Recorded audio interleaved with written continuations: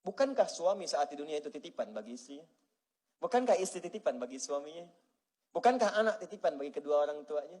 Nah, titipan itu saat dititipkan, rawat itu dengan baik, Pak. Si kita itu titipan.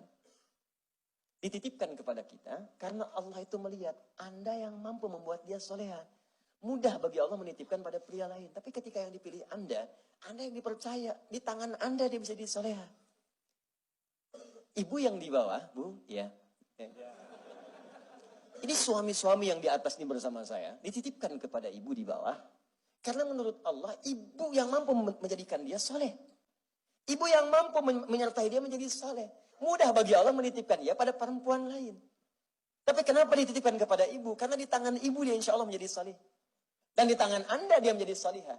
Karena itu berpartner dalam kehidupan supaya dua-duanya punya penilaian baik insya Allah subhanahu wa ta'ala. Itu poinnya. Ini yang satu belum solihah, udah minta yang kedua. Ya. Dua belum solihah, udah minta yang ketiga. Titipan, ditanya satu saat nanti. Bagaimana jawabannya? Memang bahasanya bagus. Wah, kenapa sih udah begini? Mama sholat senang berjamaah atau sendirian? Besar mana pahalanya? Ya berjamaah apa? Baik, berjamaah itu ada imam, ada makmum. Baik, kalau berjamaah imamnya berapa? 1. Baik, berapa imamnya? 1. Berapa? 1. Baik. Makmum berapa? 1 lah, Pak, kan sah gitu kan? Ya sudah, makmum 1, imam 1. Baik, kira-kira kalau makmumnya 2, ya lebih afdal mana dengan imamnya 1? 2. Terus kalau makmumnya 3, ya 3. Ya kalau 4, ya 4. Ya sudah. Pak, yang penting bukan banyaknya makmum. Yang penting berjamaahnya sah di hadapan Allah Subhanahu wa ta'ala. Di bawah ibu-ibu langsung.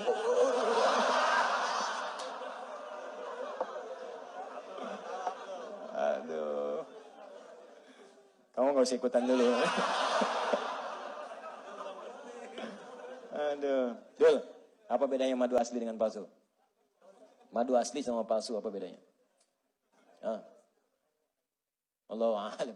Kalau madu palsu dibawa ke rumah, botolnya masih utuh. Kalau madu asli dibawa ke rumah, pecah sama botolnya.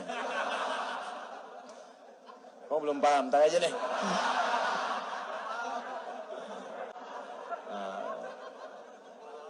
Dah, anak titipan.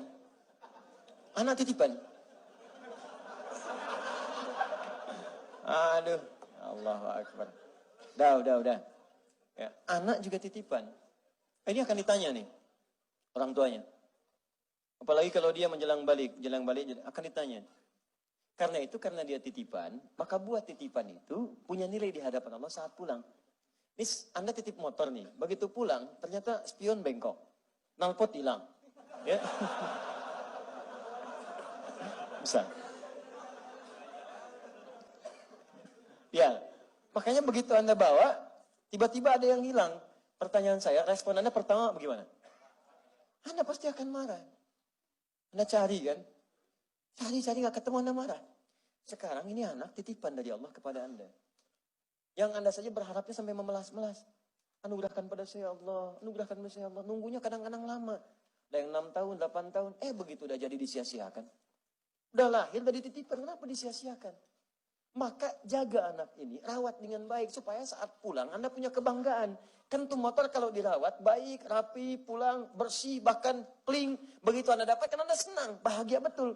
Ini saat pulang menghadap Allah, hafal Quran, sholatnya rajin, jadi anak hebat, luar biasa. Pulang Anda bangga. Yang punya senang, begitu senang, diberikan kepada Anda hak milik selamanya tanpa dipisahkan. Sama sekali. Tapi kalau nggak dirawat dengan baik, Allahu Akbar. Pestapa nanti. Maka semua hal yang didengar di akhirat nanti hanya berupa penyesalan. Apa Anda tega yang telah melahirkannya tiba-tiba mendengar teriakan anak di neraka? Makanya Allah kisahkan dulu kisah Kan'an dengan keluarganya. Ya, kisah-kisah kemudian yang sebelum-sebelumnya. Supaya apa? Supaya jadi pelajaran pada kita, jangan berlaku yang sama lagi. Jangan diikutin, itu bukan dongeng pengantar tidur. Tapi amalan untuk diresapi dan diamalkan dalam kehidupan kita. Jelas ya? Ya coba pulang sini, merenung dulu sebelum tidur, cek anak-anaknya sekolah di mana. Jangan-jangan selama ini cuma membanggakan dunia tapi sholatnya nggak bisa. Apa Anda bangga anak jadi dokter, ya S3, bahkan profesor. Tapi saat Anda wafat, nyolatin aja nggak bisa. Anda wafat, mandiin aja nggak bisa. Hei, Anda yang mandikan dia dari sejak kecil. Anda mandikan dia tuh, disabunin. Masya Allah. Dirata-ratain. Dihilang-hilangin kotorannya. Anda nggak pernah merasakan jijik pada saat itu. Nggak pernah merasa dengan baunya. Nggak pernah Anda merasakan buruk saat melakukan itu semua. Pertanyaan saya, tuh anak yang Anda mandikan dari sejak kecil, yang popoknya Anda gandikan, yang Anda timbang-timbang, satu saat kalau Anda wafat, bisa mandikan Anda nggak? Masa anak orang lain yang mandikan Anda? Masa anak orang lain yang nyolatkan Anda? Anda sendiri yang berharap dia sholat tengah malam, minta sama Allah supaya ada dia. Kok begitu Anda wafat, dia nggak bisa nyolatin dia. Dia nggak bisa nyolatin Anda. Dia nggak bisa mandikan Anda. Dia nggak bisa bahkan untuk mentalkinkan Anda. Bahkan kadang antar ke kubur pun nggak sempat. Lantas apa yang Anda dapatkan selama hidup ini? Apa yang Anda raih? Itu gelar yang Anda banggakan. Itu harta yang Anda miliki. Ya, tadi itu tidak memberikan manfaat bagi hidup Anda di akhir kehidupan Anda. Apa yang Anda banggakan? Gak ada nilainya. Lantas Anda bangga umumkan kepada orang, ini anak saya, prestasinya hebat dan sebagainya. Gak ada nilai. Kalau saat Anda wafat, dia tidak melakukan apapun untuk Anda pada saat itu. Gak ada nilainya. Jaga dengan baik. Amalkan dengan mulia. Karena semua titipan itu akan tiba waktunya yaum yang begitu dekat dijanjikan oleh Allah Subhanahu wa Ta'ala. Memang satu hari di atas itu 1000 tahun kehidupan kita. Tapi kita tidak tahu di mana hari ke-1000 itu yang kita akan segera pulang untuk mempertanggungjawabkan apa yang telah kita kerjakan selama hidup di dunia ini.